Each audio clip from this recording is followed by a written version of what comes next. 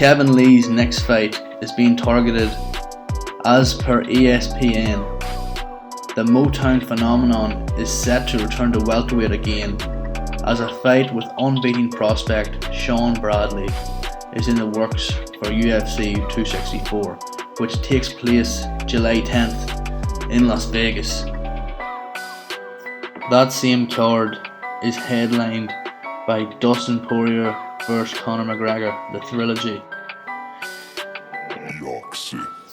Kevin Lee last competed in March of last year when he was submitted by current lightweight champion Charles Oliveira. His only outing at welterweight came in 2019 when he was submitted by Rafael dos Anjos. As for Bradley, he is coming off a submission win over Jake Matthews and is 4-0 in the UFC so far.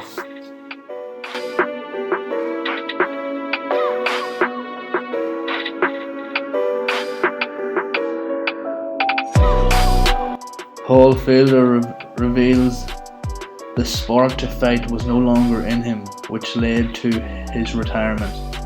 Felder officially called it a day on the broadcast of UFC Vegas 227 on Saturday night. Speaking further in the post-fight press conference, the Irish Dragon revealed how combinations of factors led to him announcing his retirement. Yeah, it's been really since February when I fought Dan Hooker down in New Zealand. I got the fire back a little bit when I fought RDA on 5 days' notice. I thought it was back, and ever since then, I've spent most of my days swimming, biking, and running, and enjoying commentary and enjoying my time with my family. And I feel like it's gotten to a point where I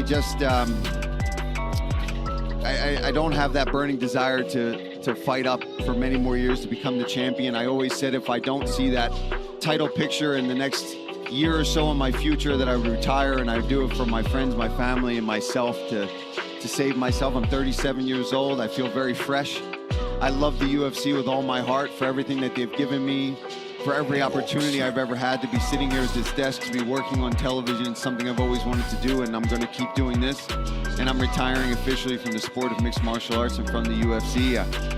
I got as high as number 6 in the world and got pretty damn close to, fighting for that belt. I fought some of the baddest dudes in this division, and I want to thank all of them as well, to all my opponents. And I want to say my apologies for holding up the division to all the guys behind me and all you young guns out there that are, chomping at the bit to get those fights, to fight me, to be able to get to the belt. Well, I'm officially stepping down because it's not right to hold up the division.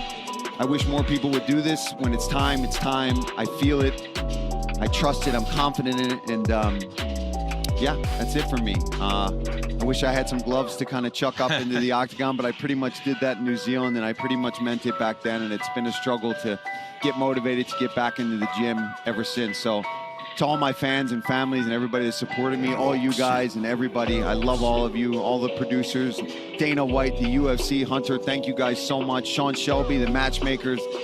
From the bottom of my heart, I love this company, and I love everything it's given me and the life that it's provided me. So thank you guys so much, and you'll be seeing me around. You'll see this ugly mug on TV for a long time to come.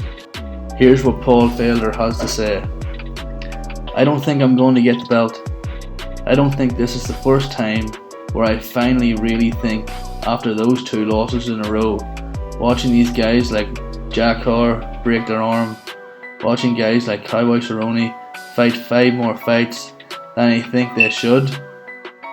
I'm not going to be that guy. I've said from the very beginning of this, I won't be that guy that fights past its expiry date, and I think that time is here. I think it's a touch early, but I'd rather be a touch early than a touch late.